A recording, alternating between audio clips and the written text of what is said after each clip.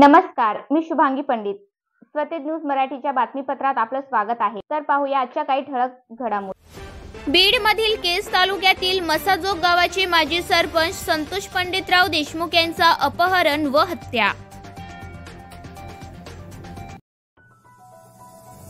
बीड जिल्ह्यातील केज तालुक्यातील मसाजोग गावाचे माजी सरपंच संतोष पंडितराव देशमुख यांचा अपहरण करून हत्या केल्याप्रकरणी कळमनुरी तालुक्यातील सुंचा येथील गावकऱ्यांनी संतोष पंडितराव देशमुख यांच्या अपहरण हत्या केल्याप्रकरणी घटनेच्या निषेधार्थ कॅन्डल मोर्चा काढण्यात आलाय.